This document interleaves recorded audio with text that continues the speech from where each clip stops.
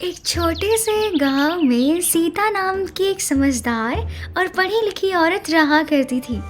सीता का पति राजू बहुत ही मेहनती और ईमानदार था। राजू रोज सुबह उठकर पास के लेखपाल के घर जाकर साफ सफाई का काम किया करता था और बदले में लेखपाल उसे महीने की तनख्वाह और कुछ खाने पीने की चीजें भी दिया करता था। ये देखकर राजू के साथ ही काम कर रहे मोहन को ईर्ष्या होती थी। एक दिन मोहन ने ईर्ष्यावश राजू से बदला लेने की सोची। जब से ये लेखपाल साहब के यहाँ काम करने आया है, साहब तो मुझे कुछ समझते ही नहीं हैं। सारी अच्छी चीजें उसको पकड़ा देते हैं, कुछ तो करना पड़ेगा। ये बोलकर मोहन लेखपाल के यहाँ चल लेता है।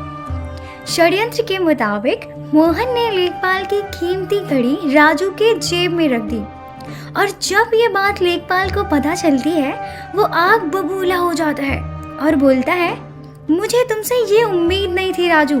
मैंने तुम्हें अपना सर्वेंट नहीं, अपना भाई समझा था और तुम मेरी ही चीजें चोरी करने लग गए।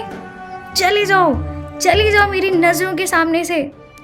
पर साहब मुझे कुछ नहीं सुनना, चले जाओ।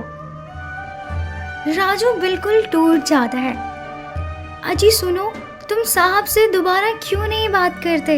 मैं जानती हूँ आपको, आप ऐसा कभी नहीं कर सकते। आप बोलिए ना साहब से कि ये किसी का षड्यंत्र भी हो सकता है। नहीं सीता, अब कुछ नहीं हो सकता। वो घड़ी मेरी ही जेब से मिली थी। कौन मानेगा कि मैंने चोरी नहीं की? ये बोलकर राजू वहाँ से चला जाता है और नदी किनारे बैठकर कुछ सोचने लगता है। तभी मोहन वहां से गुजरता है और उसे चोर चोर बोलकर खरी खोटी सुनाने लगता है। जिस थाली में खाते हो उसी थाली में छेद करते हो। राजू इस सदमे को बर्दाश्त नहीं कर पाता है और इसी सदमे के कारण एक दिन उसका देहांत हो जाता है। अब मेरे दोनों बच्चों को कौन देखेगा? गांव वालों ने ये बोलकर अपना पलड़ा झाड़ लिया कि भाई ये तो भगवान का फैसला था, जो जैसा करता है वो वैसा भोगता है। सीता ये सुनकर रोने लगती है, लेकिन उसने मन ही मन ठान लिया था, अब कुछ भी हो मुझे अपने पति को न्याय दिलाना है और अपने बच्चों को भी नई दिशा देनी है। कुछ दिन बीतने के बाद सीता को गांव के लोगों ने अलग नजर से ही देखना शुरू कर दिया था। कुछ लोग तो उससे दूर भागते और कुछ तो उसका मजाक बनाने लगते। कुछ दिनों बाद तो गांव वालों ने सीता पर सीधा इल्जाम ही लगाना शुरू कर दिया कि उसके पति की मौत की जिम्मेदार तो वो खुद थी। गांव में लोगों ने उसे कलंक कहकर गांव से अलग कर दिया। बेसहारा विधवा 2 बच्चों को लेकर कहाँ जाए, क्या करे? उसके पास मायके जाने के अलावा और कोई दूसरा रास्ता ही नहीं था। लेकिन सीता एक दृढ़ निश्चयी महिला थी। मैं अपने माता पिता पर बोझ क्यों बनूं? मैं नहीं जाऊंगी मायके। उसने अपने भाई से गांव के बाहर की जमीन पर कुटिया बनाने की बात रखी। उसका भाई मान गया। फिर धीरे धीरे माता पिता और भाई की सहायता से सीता की गृहस्थी चल बढ़ी और सीता ने भी पास के एक विद्यालय में छोटी कक्षा के छात्रों को पढ़ाना शुरू कर दिया और जो भी वेतन मिलता उससे वह बच्चों की फीस भरती, घर खर्च देखती और थोड़ा बहुत पैसा भाई को भी दिया करती थी। फिर एक दिन वही लेखपाल अपनी गाड़ी से गुजर रहे थे। उन्होंने सीता को देखा और गाड़ी वहीं रोक दी। मुझे बहुत दुख हुआ सुनकर कि मेरी वजह से राजू के साथ ये सब हुआ और आप लोग भी इस दशा में आ गए। मैं राजू के साथ कभी उतना बुरा सलूक नहीं करना चाहता था, लेकिन उस दिन मैं गुस्से में।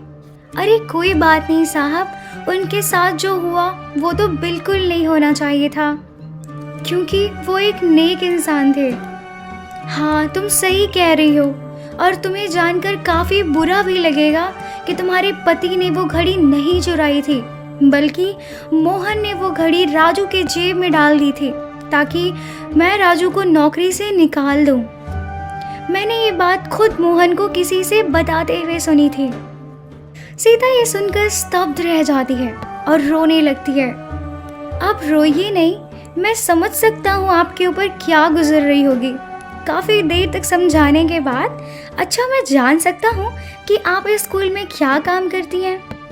मैं यहाँ कक्षा 8वीं तक के बच्चों को पढ़ाती हूँ और कभी कभी मन होता है तो खुद भी किताबें लेकर पढ़ लेती हूँ, क्योंकि मुझे नई चीज़ें सीखने और जानने का बहुत शौक है। अरे वाह, मैंने तो ये सोचा ही नहीं था, आप इतनी समझदार हैं। लेखपाल कुछ सोचकर बोलता है, अच्छा अगर मैं आपको लेखपाल बनने का रास्ता दिखाऊं तो क्या आप लेखपाल बनना चाहेंगे? लेखपाल और मैंने इसका कभी सोचा तो नहीं है। अरे अब सोचने का वक्त नहीं है। अगर आपको कल स्कूल से वक्त मिले तो एक बार आप मेरे दफ्तर पर आ जाइएगा, मैं आपको सारी चीज़ें समझा दूंगा। पर इसकी तैयारी में तो खूब सारी किताबें लगेंगी और फिलहाल मेरे पास थोड़ी ही पैसे हैं जिससे मेरा घर खर्च चलता है। आप किताबों की टेंशन छोड़ दीजिए, किताबें मैं ला कर दूंगा, आप बस लगकर पढ़ाई करिएगा। और जिस दिन आप लेखपाल बनकर आएंगी तो वो मेरी तरफ से राजू को श्रद्धांजलि होगी। उस दिन के बाद से सीता दिन रात एक करके पढ़ाई करने लगी। सुबह से दोपहर स्कूल में पढ़ाती और बाकी समय गृहस्थी और पढ़ाई में लगा देती। 2 साल की अथक प्रयासों के बाद सीता फाइनली लेखपाल की परीक्षा पास कर लेती है और सबसे पहले उसने ये खबर लेखपाल साहब को दी। लेखपाल ये खबर सुनकर भावुक हो जाता है और बोलता है, आज अगर राजू होता तो वो बहुत खुश होता। आज तुमने वो करके दिखा दिया जो ना सिर्फ तुम्हारी ज़िंदगी बदल देगी बल्कि अब तुम उन बाकी विधवाओं के लिए भी मिसाल बन गई हो। अब शायद वो भी तानों को दरकिनार कर किताबों को अपना हथियार बना ले।